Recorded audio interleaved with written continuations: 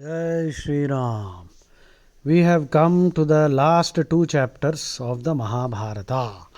Mahaprasthaneeka parvam, which is the 17th, and Swargarohaneeka, which is the last 18th. So, after having heard of the great destruction of Dwaraka, departure of Krishna and Balarama, Yudhishthira also decided to leave for the forest along with his brothers. So they installed Parikshit as the king on the throne of Hastinapura, and Vajranabha, the great grandson of Krishna, as the king at Indraprastha. So Parikshit was installed was coronated the king of Hastinapuram, and Vajranabha the king of Indraprastha. Krupacharya was given the task of guiding both the young rulers and be a mentor for them, a preceptor. So the Pandavas now left and they proceeded to the Himalayan hills.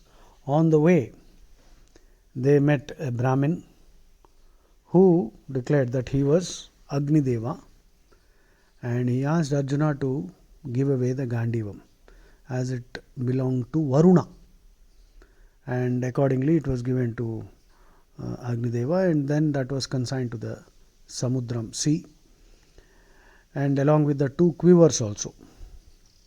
So they travelled to the east initially, then to the west, and finally to the north, and all along their journey there was a dog that followed them all the way from Hastinapuram.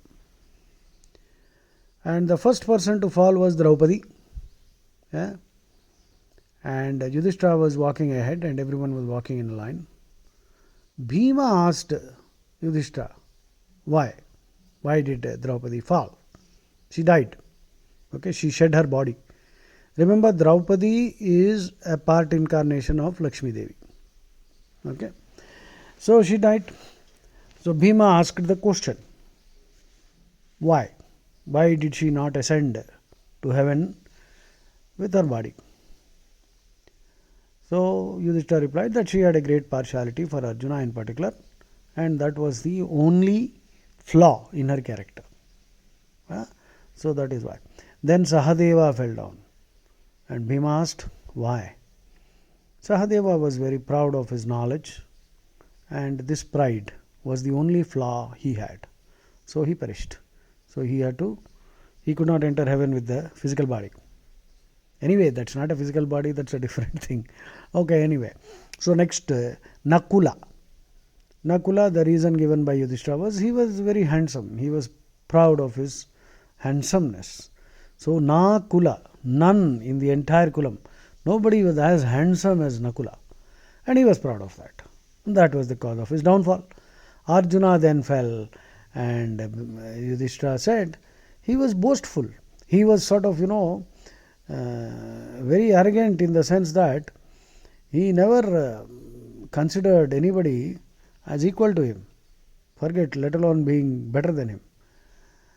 So this arrogance was there. So that was a flaw, though it's a minor flaw. And it is true that Arjuna was so powerful. Remember, Abhimanyu was considered 1.5 times Arjuna. And Barbarika was considered as equal and perhaps the greatest Maharadi, because Krishna himself declared that Barbarika, the grandson of Bhima, was the greatest of them all. Okay. Then Bhima was about to fall, and before he realized that he was going to fall, he asked Yudhishthira, what was my flaw? What was my foible? F-O-I-B-L-E. Foible is a minor fault, a misdemeanor sort of.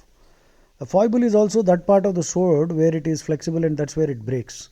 So foibles means minor failings that we all have. So Bhima was Vayuputra, but he had a failing.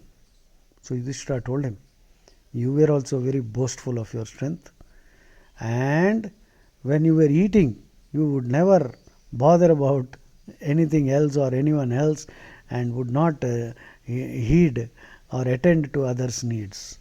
So you were glutton and you were boastful of your strength. This is the cause of your fall. Then Yudhishthira